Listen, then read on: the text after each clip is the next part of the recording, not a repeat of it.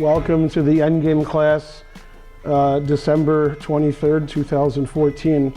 The theme of the endgame class today will be pawn breakthroughs. And if you've watched other lectures here that I've done in the endgame, or any other rotating resident grandmaster, probably you remember we've talked about the idea of creating passed pawns and the fact that one of the only ways to win a minor piece ending especially is by promoting a pawn. If you have a rook and pawn endgame or a queen and pawn ending, you don't necessarily have to promote a pawn to win because you can checkmate with a rook or a queen. But if you have a knight ending like you see here, it's unlikely you'll checkmate with a knight. If you have a bishop ending, the same thing.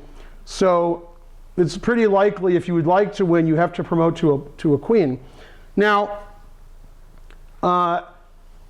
if you have a passed pawn, then you can push it and queen it sometimes, if your opponent allows it, or if it's unstoppable. If you don't have a passed pawn, you would like to create a passed pawn so you can win. Now, one of the difficult problems in chess is that when you learn things that you shouldn't do, you don't ever think about doing them. So probably somebody told you that losing your queen is bad. And you played an opening, you made a blunder, your opponent took your queen, you were down a queen and you lost. And you were like, man, I hope I never hang my queen again. I hate when that happens. So when you play endgames, often moves are good, but you discount them because they do something bad. And you're like, oh, I don't want to do that, that's bad. When in fact, the good that it does is more important. So in some endgames, you'll sacrifice a piece, or you'll sacrifice a couple of pawns, and the goal is you're going to promote to a queen. And obviously, if you can sacrifice a knight, for example, and promote to a queen, that's good for you. But you might not think of doing that because you don't think of giving your pieces away. Okay, but in the endgame, it's so important to promote to a queen, you might have to think about a lot of crazy stuff. Okay, in this position, it's black's turn to move. And the theme for this lecture is going to be pawn breakthroughs, where in general, the pawns are blocking each other, and you need to eliminate your opponent's pawn so you can make a queen. And that might take several sacrifices or several moves to make. Now in this position, on the queen side, we can see that black's three queenside pawns are blocked. Now black's trying to win for the very simple reason that black is a pawn ahead. So black has 7 pawns and white has 6. That's more possible pawns that we can queen. Also, black has more space. Black's pawns are moved further up the board. Okay, I can prove it by flipping the board, confusing everybody. That's actually the same position I just showed you, but I flipped the board. So we can see that black has 3 pawns on the 5th rank, okay, the 3 that are highlighted in red, and white has 0. So black's pawns are pretty close to promoting, except they're all blocked. If your pawns want to promote, and they always do in the endgame, but they're blocked, you have to unblock them. Now, the way for black to unblock the pawns on the queen side is to remove some of the white pawns. So the first move is knight takes knight. Well, I thought it was. Okay, I guess there is no first move. Very confused. Why isn't it working? Nobody knows. I would assume the moves are there. Okay, knight takes knight. Well, I guess the moves aren't saved. Okay, well, I'll play the moves then. Okay, and white plays pawn takes knight. And now, what have we done? Now we have 3-2 on the queen side, so we have a potential pawn breakthrough. Now, before we have our pawn breakthrough, we better make sure that white isn't going to queen, because that's also important.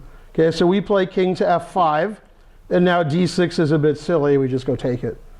Okay, now if black could only break through on the queen side, white would just put his king there, and that's the end of the. That's it.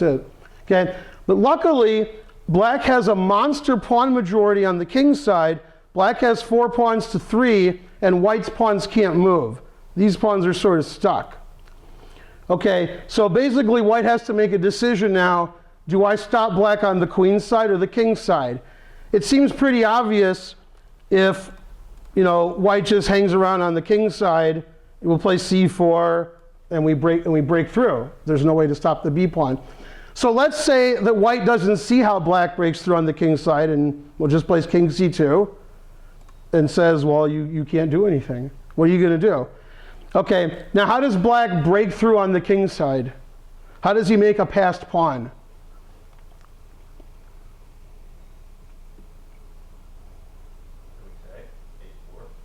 H4, very good. Okay, now if black played h3, that's pretty queeny, so we have to take it. Okay, now this one pawn is stopping these two pawns, so black plays, Matt, G3. Obviously we can't allow this. And now we can play either c4 or e3. I would play c4 myself. Okay, and then e3. And black has these two passed pawns, and white's king can't deal with both of them. We just push them both, and okay, white's king can stop one, but he can't stop both. And black's pawns, I should say, are on the 6th and the 5th row, so they're pretty close to queening. And white's advanced pawns are on the 5th and the 4th row, not as advanced. And the other problem white has, if white takes one of the pawns while it's queening, then the other pawn's going to queen with check. So let's try to queen this pawn, okay, and then we'll go check. And then, I would resign if I was white, but okay, if you take, this pawn just queens. So that was quick. And if you stop the other pawn, then okay, this pawn queens, and as you can see, you can't stop them both. Okay, now in the game, I think white actually played king e3 to stop the pawns on the, this way this pawn can't promote. And so black has to play c4 and then b3. Obviously we're threatening the queen now. The king stops it, and we do the same thing. Okay, so it's just a transposition. And since black's pawns are on the 6th rank and white's pawns are not, black's going to queen much quicker than white will. And that's a pawn breakthrough that was started in the starting position because black played knight takes d5, and after c takes, it gave us a chance to play c4 and b3. Without that, black doesn't have any way to break through on the queen's side unless he goes a little crazy and plays knight takes a4. But then you'd be down a piece, and this knight does a good job of stopping this e-pawn. So it's much better to not sacrifice a piece. And here, white has one passed pawn, but potentially black has 2 or 3 passed pawns, and they just can't be stopped. And even though black is losing a pawn, or even 2 pawns, a queen is much more valuable. Okay, now more important than that, will the next position actually work? This will be interesting. Will I actually be able to make a move? Okay, well, we'll find out. I remember this one too, but. Okay, here we have 2 pieces for a rook, and this is a game that Nimzovich won in a simultaneous exhibition in 1921, although I'm assuming Matt Larson would deny this was a simul. So, well, at least, yeah, you got it, okay. So here, again, it's hard to checkmate with a rook against 2 pieces. In fact, I don't see how black's rook would even get in the white position. However, black has many more pawns than white, so black has a lot of chances to promote to a queen. Except the pawns are all blocking each other. We need to do a breakthrough. Okay? And this makes the first move obvious because it's a breakthrough class. So the first move is, yes? B4. B4 what? B4 is a fine move because it starts the breakthrough. Yeah. Now, that's what he played. Very good. And white's like, okay, thank you. I'll take that. And now what do we do? How do we continue to break through? C3 is actually a good move. In fact, as long as you play the sequence of moves that you have to play, you will break through eventually. He played rook takes knight. C3 also works. Okay, and obviously the pawn has to take, and now we have more potential breakthroughs. Since we have 3 potential breakthroughs, plus we have a passed pawn on d3 already, there's no way white's going to stop all those pawns. Okay, g3, black's threatening g2, and then it's over. So we have to take it. c3 as you suggested. King takes c3 allows king takes bishop. So that's not good. So you take with the pawn, and now a3. And black has 3 passed pawns. And the bishop on e3 can't, go to this diagonal and stop this pawn because this pawn's in the way. But even if it could, if we cheated somehow and put this bishop on a1, then f2 still wins. Even by cheating, you're not stopping the pawns. So here, this is a funny position. Not only is white a piece ahead, white has more pawns than black. But black's pawns are all in the 6th rank. White's pawns are on the 3rd and 4th rank. So black's going to queen 2 or 3 moves earlier. Extra queen is good. And Nimzovich did that in a simul. He was like, hey, 3 passed pawns. That sounds good. Now in the opening, you want to control the center and play in the center. So if magically you could take off your side pawns in chess, your A and H pawns, and your opponent took off their center pawns, their E and D pawns, you would be very happy because you're going to control the center immediately, and your opponent can't do that. He has no center pawns. The end game, it's sort of the opposite. If your pawns are on the side and one piece is supposed to stop them both, that's not going to happen. But if you have pawns in the center connected, then a king can stop them both, a bishop can, a knight can. And here, since black's pawns are pretty far spread out, there's just no way the king and bishop can stop them. And I think white resigned here. Yeah. Okay, I think the a-pawn just queens. King c1, which does stop the a-pawn, hangs the bishop. But if it didn't hang the bishop, you'd still win. Because you have all these pawns. So, yeah, you're still getting a queen. Okay? Although taking the bishop would be easier. Yeah, so 3 passed pawns all across the board. It's over. But let's go back and look at that. That was pretty cool. b4 started it off. You could play c3 here if you want. Rook takes, g3. You have to take on g3, otherwise g2. c3, a3, and that's it. Okay, with so many arrows, what chances does white have? Okay, not much. And that's good because if I wanted to, I could just set up positions that are sort of known, but they've never happened. And then I would show you like breakthroughs. But it's better when you actually see it in a game because it's unusual that you get to see what you learn in theory and put it into practice, especially in a simul. Usually you don't get chances to do that. Okay, this is pretty funny. In fact, if Ben Simon was here, he would find it even funnier that this isn't working out so well. Okay, that was easily fixed. Okay, let's flip the board, or no? Yes. Okay, so when I lived in Europe, which actually was, this game was played around the time I moved back, one of my favorite players was Thomas Ernst, or as he was called, Thomas the Hitman Ernst. Okay, Arjun gets that. Now, Ernst was a funny guy in a lot of ways, but in this game, he has a completely drawn position against the Russian Grandmaster Andrei Kharlov, and their ratings are about the same, and there's almost nothing on the board. I guess if it was king versus king, it would be easier, but okay, each side has 3 pawns. Actually, nobody should win this. Black should just chill out and keep his king in front of the c-pawn. And white's king can't really go to the king's side because there's nowhere to go. Like those squares are all covered by pawns, and your king can't run into check, although maybe in some scholastic tournaments. Okay, so this should be a draw, as computer says, but instead, after the move king e3, Thomas made a move that loses instantly. And if you're taking notes, don't do that. Okay, and actually, Yasser has lectured on this before. I think he calls it, because somebody else said it, the Icelandic breakthrough, unless I'm misremembering, which is 50-50. Okay, and actually I've done this mainly in blitz games. I might have done it in a tournament once, but it's pretty cool breakthrough. And since this is a breakthrough class, that seems like a good idea to show breakthrough. So computer says that king d6 should lead to a draw because white doesn't have any way to break through on the king's side, although I could see why you wouldn't want to play king d6 and let white's king go forward. I would see where you'd want to keep your king on e5, solid. then white's king can't move at all. So black played the more or less obvious move, g5, and then he should have resigned next move. Although he didn't resign. Maybe he did resign. No, he didn't. Okay, probably too embarrassed.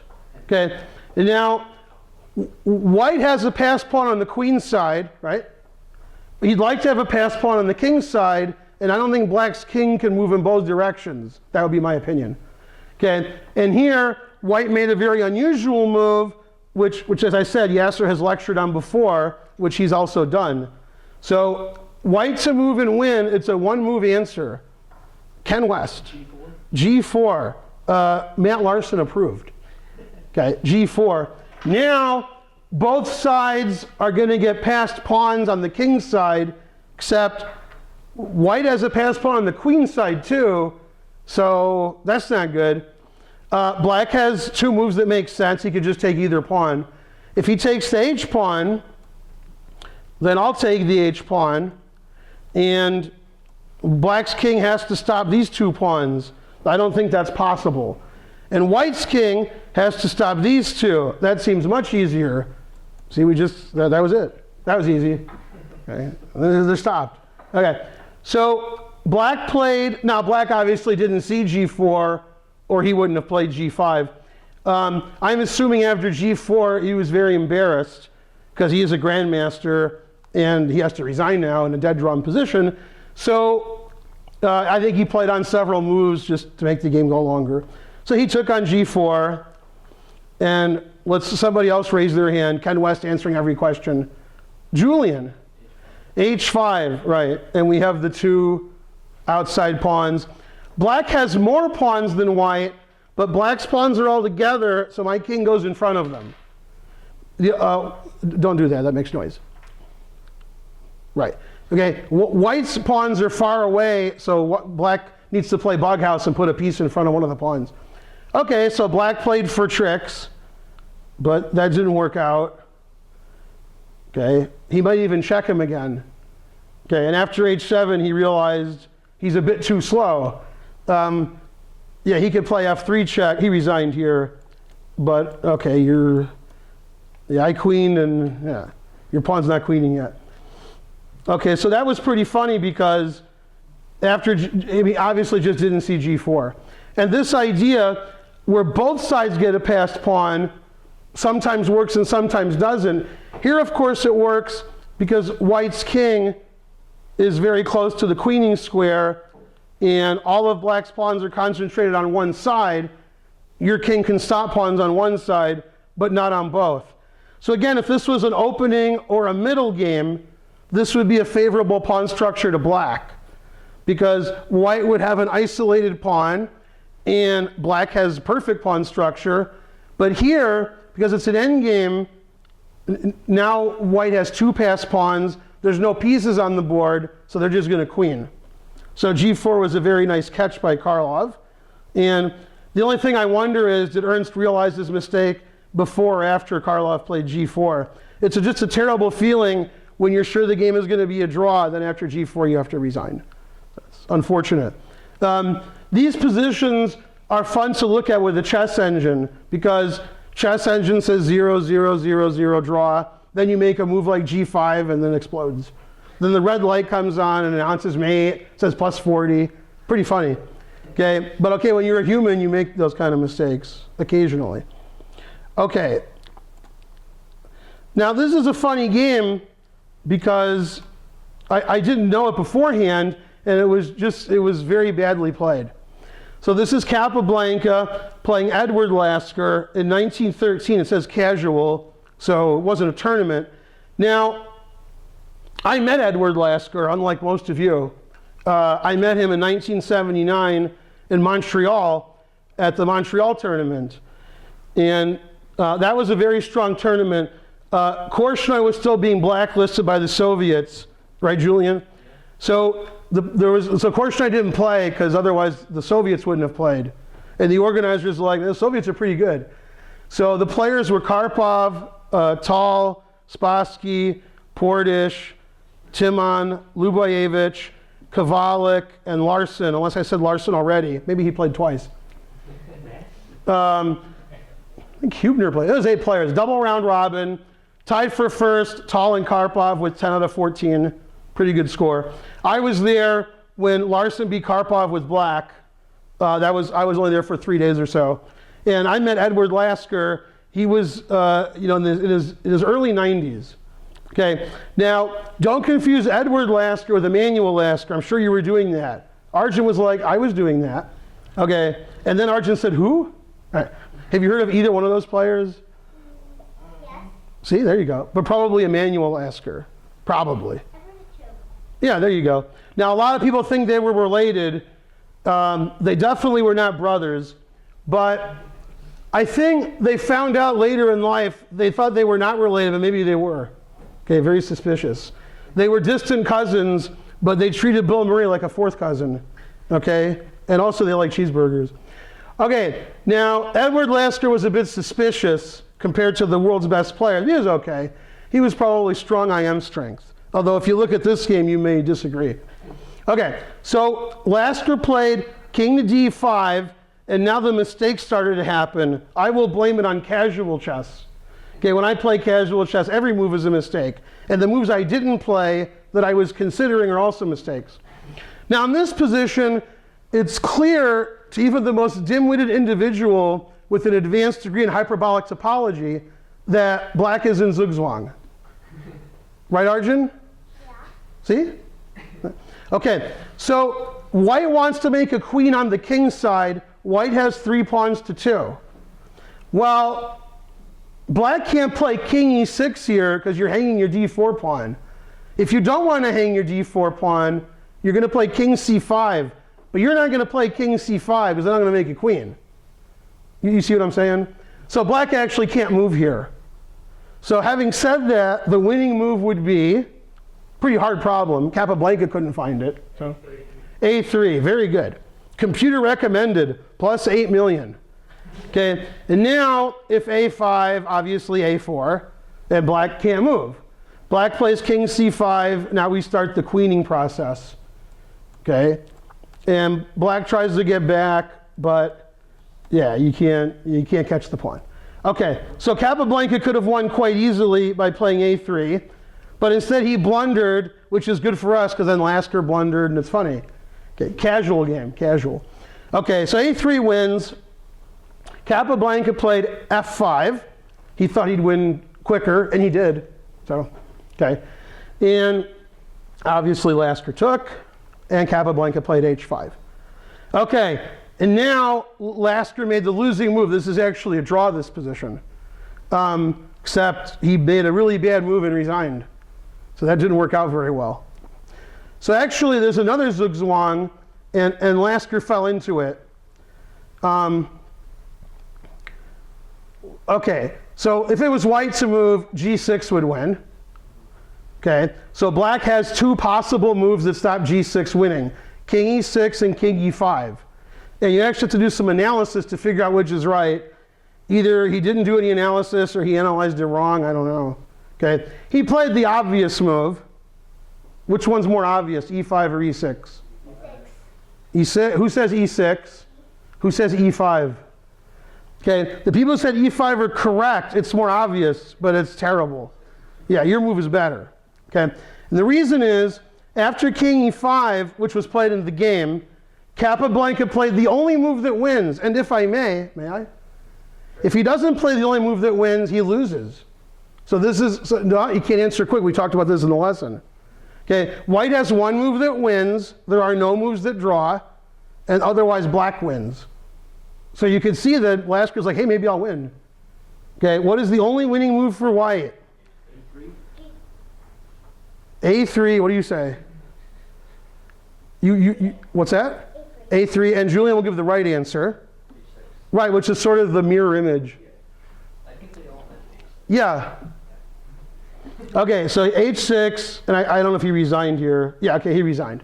Okay, now white wants to play g6 with advantage because it queens. Okay, and then that's it. Like there's no defense to that. So that was easy. Any legal move black plays, white plays g6, and then he queens. So the game ended. Okay, now, so that wasn't good analysis by Lasker because that h6 resigns. So remember Edward Lasker, not Emmanuel Lasker. Okay, so let's look at king e6, just for giggles. Now h6, I stop that. You see what I'm saying? Yeah, now black's all happy. Okay. Okay, and after the move king takes d4, which was not legal after king e5, maybe that's why Lasker played king e5. Now, black tries to make a queen, highly recommended by me. And if he doesn't, he can resign. So he makes a queen, and white's like, no, you don't. And he's like, yeah, I do. And white's like, all right. And then we go here. Okay, so if white doesn't want to lose, he'll play g6.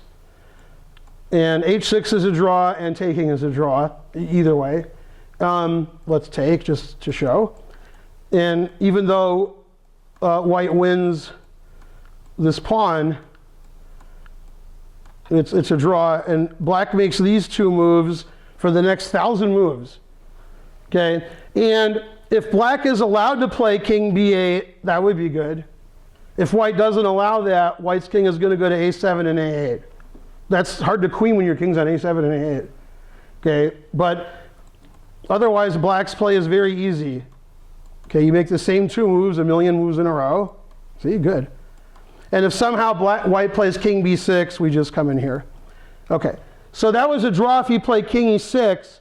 And also, white was just completely winning by playing a3 here. Because then black's king on d5 is perfect. He's defending his pawn. He can't go to e5. If he goes to c5, now this breakthrough works. So a3, just easy win. I think even if you let your engine sit for a minute, it announces mate. It says a3 and like mated 24 or something. But then it says f5 draw. Okay, and then he didn't play king e6, so he lost. But after king e5, if you see the move h6, you'll be like, wait a minute, I can't stop those pawns.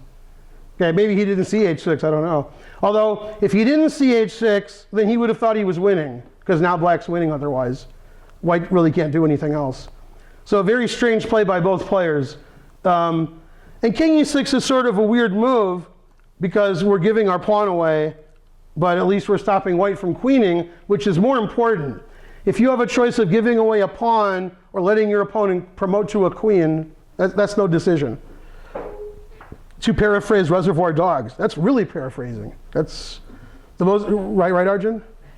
Yeah, that's a lot of paraphrasing. Okay, if it's either them or me, that ain't no decision. So h5, king e6 is a draw, king e5 loses. Now most of my students, especially the ones in this room, when they're in an endgame and it's incredibly complicated, they move instantly, because they play perfect, right?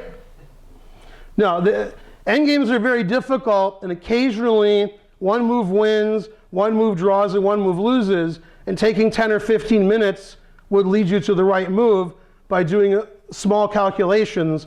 And for players of this ilk, they shouldn't play moves like king e5 losing in one move. They should play king e6 and try to draw. And after king e6, he might have still lost, because he still has to find f4 here. If he just does nothing and lets white's king come in, then okay. I mean, he's going to lose, but f4, f3, f2, and the king goes to f5, and it's a draw. And again, the most important thing is not letting your opponent queen. Like, the pawn on d4 isn't worth very much. It's much more important to stop white. Capablanca had no problem at all giving a pawn away. He was trying to queen.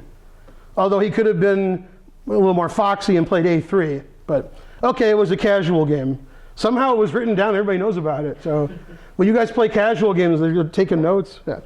Okay, but those players were quite good. Okay, this was also played in a game. And actually, it's sort of like a puzzle, but it was an actual game. And I was like, well, there's no answer here, because I looked at it for like 1 second. So my analysis was perfect. And so instead of solving the problem in 2 minutes, which I probably should have done, I just said, probably the answer is wrong that they're giving. And then I saw the answer, I'm like, oh yeah. Okay. The reason this is a bit more complicated than the previous puzzles is because this is 2 breakthroughs. Okay. So, well, white's obviously going to break through on the king side because I don't think this pawn's going to break through this pawn. That seems unlikely. However, on the king's side, white has 4 pawns to 3, and the most obvious continuation after f5, which threatens e6 winning, is to take, and then e6 wins, and that's like pretty simple. Then this pawn's going to queen. So it takes g6. Okay, and after f5, what obvious move to prevent the breakthrough does black play? Because you don't want the breakthrough. E6, right. And I was like, what kind of puzzle is this? They probably didn't even see e6. Okay, but obviously, I looked at the puzzle for 1 second. If I had looked a little longer, I would have seen breakthrough number 2.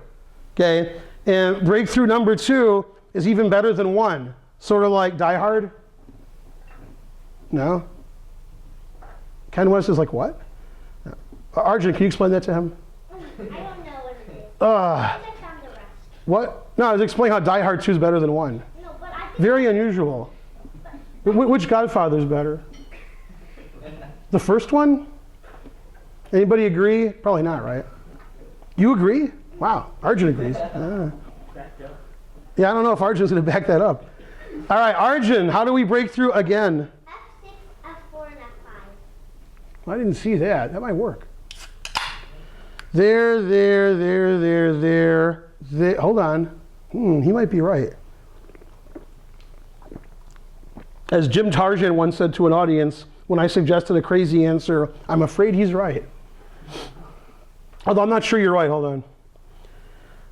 I'm so old. Yeah, you're not right. Nothing against you. Good job. But I think I can defend. You know how I defend? I don't take your F pawn. So yeah, you go here. I hope I calculated right. This could be embarrassing. Here, F4. Okay, that's the diamond formation. King C8, and now I ignore you. King D8. You see what I'm saying? And then I think I'm okay. I think my king's close enough, right? Was I right? Yeah. Really? What? White's and Zigzag.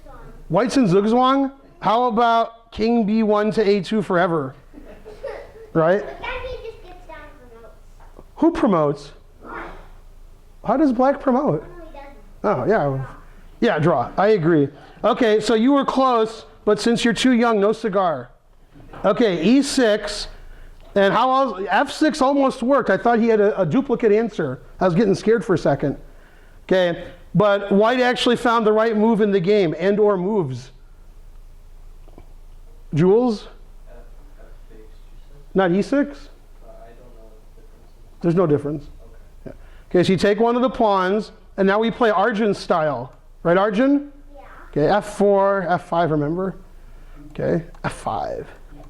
Now, the black king is pretty close to the white E pawn, but it's not too close to the other pawns. So the only try for black is E takes. Because if you play G takes, I'm relatively sure this ain't gonna catch that. Okay, but E takes, maybe we'll catch it. And we can't let him play this either, because he can't catch that. Okay, and then white's very lucky because it's a puzzle. And then here, there was an actual game. All right, and that's all she wrote. And if you have a lot of style, then you promote to a rook. Okay, because I don't know why exactly. Yeah. If you have great calculating powers, you may get a bishop, bishop G6, bishop D3, and then you barely win. If you win at all, maybe that's a draw. I think it's a draw. Oh yeah. I think so. Yeah. I think it's a draw. So don't do that. Yeah. You'll look cool, but you won't win. Yeah. Okay. So yeah, after F5, black's like no breakthrough for you, and then white's like, now I got another pawn. So I got 2 pawns, 1 for each of you. No, nothing. No, tombstone. No. Okay, you at home, you got it. Okay. Yeah, you know what I'm talking about. Okay, now, where's the new board? Come on, Ben Simon. Well, don't you want to exit out of there first? Okay, if you say so. Now where's new board? Control N, right? Control N? All right. The audience has spoken. All right, now how do I get a new, like, empty board? S. I don't believe that. Clear board. Okay, now the most famous pawn breakthrough that's not a real game, but it's, you know, like the one that you've all learned before class. That's funny. Okay, is this one. And it's so common to learn this that actually exactly half of you know it. Raise your hand if you know this position. It's exactly half, right? Look at them. Just say it is. Doesn't matter if it is. And even at home, like half are raising their hand. 8 million are raising their hand. 8 million are like, okay. Okay. Now, I had a student in Michigan who we won't name, and he used to teach chess to little kids, and this was one of the positions he showed. And he showed them how to break through, and they're like, yay. Okay. Then he had this in a tournament. Not the exact position, but the same breakthrough, and then he didn't do it. And after the game, he's like, I could have played b6. I've been teaching that for 20 years, but he didn't do it. There was like some other stuff on the board, but it didn't matter. Just b6, same thing. Okay, so this is a breakthrough that you should learn before you learn the other ones, but I did it his other way around. Okay, white plays b6. White has 2 threats. Okay, black takes one way. Now, this pawn's almost home, but this pawn is stopping him, so c6. Now that's the threat, and then we queen our pawn. And of course, black could have taken with the c pawn, which he didn't do, and now a6, and we queen the c pawn. And that's a well-known pawn breakthrough. What's not as well known is that if you had black in this position and it was your turn, how would you stop that breakthrough? And a lot of people suggest moves that don't do very well. They suggest moves that lose immediately. That's not the right answer. Okay, so let's play king here to make it black's move. What a chess teacher. Okay, now black has 3 possible pawn moves. Okay, if you play a6, white has 1 move that wins. Who can find it? White's winning with a pawn breakthrough, as we learned in this class. Arjun. Close. If b6, I don't think you're going to break through. Right? That's what he meant. c6. Now it's all over, right? I'm going to queen some pawn. And the reason my breakthrough works and yours doesn't, because basically we're both breaking through here, is because I like Tony Robbins and you don't. No, that's not why. Okay. Man, Arjun laughed more than anybody. Okay. And if he got that joke, very suspicious. All right. The reason is white's pawns are very close to queening. White's pawns are on the 5th and 6th row. Black's pawns are in the 2nd and 3rd row. That's not good. So c6 runs into the same issue, a6. And again, white's breaking through. However, there is no breakthrough against b6. There's no way that white can make a queen unless black makes a mistake. So if I take this way, taking back this way would be a mistake, but you would just maintain the pawns in front of each other. And this would be a draw. Okay? And so black to move b6, white to move b6. Easy to remember the answer. Now Julian is probably thinking king g6 and can I stop the pawn? What else could he be thinking? You can't be thinking anything else, right? No, I'm thinking b6, take 6, and then g5, like king g5. Yeah, I feel like, So you mean even though it's white's move, you're moving for black? No, but you just played king h3. So you gave it. What move are you playing now? b6 is black. Right, and after we keep taking, it's white's move. No? I started taking first, it has to be my move. Okay. No? Like I take, then you take, then I take, then you take, that's my move. Right? But if it was your move, let's cheat, okay? Let's play like Julian but cheat. And Julian's like, if it was my move, let's make it his move. I'm winning. Except he's not winning. Okay? But you wanted to be winning. You were like, black's losing, but now black's winning. Okay, but this is a draw because opposition and such. Right? Not the point of our lecture, but I'm sure all of you could draw this position. King anywhere.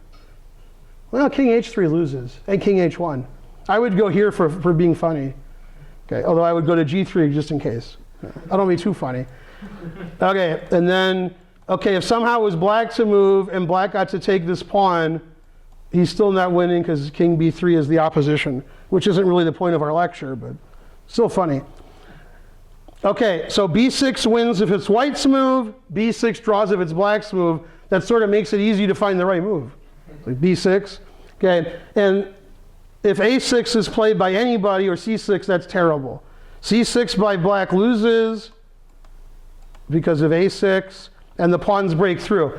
You want to make sure your opponent's pawns don't break through, because if you're both trying to queen, white's going to queen first by at least 2 or 3 moves. So that's not good for black. Then you have to hope your opponent can't mate with a queen. Unlikely. Okay, and that's the standard breakthrough that you first learn, and then you can go to other breakthroughs. You just have to see that 3 pawns don't necessarily stop 3 pawns. 4 pawns can also break through against 4, and so on. Sometimes the pawn structure is blocked and there is no breakthrough. And sometimes there's a breakthrough when your opponent captures, but you just don't capture. So you're sort of hoping for a capture, but the guy just sort of chills. So then you can't do anything. Okay, so this is a win for white if it's white's move. It's a draw otherwise. And the advantage, again, that white has is white's pawns are closer to queening. If you are playing for a breakthrough in a king and pawn endgame, the main reason you're doing so is your pawns are further advanced. Okay, your pawns are on the 5th row, and your opponent's pawns are on the 2nd row, or your pawns are on the 4th row, and theirs are on the 3rd row. Then, if the pawns both get to promote to a queen, you'll promote first if it's further advanced. Right, Arjun? Yeah. Agreed. Okay, so I hope you liked the breakthrough lecture. If you never liked our lectures before, and you like this one, well, that's a real breakthrough.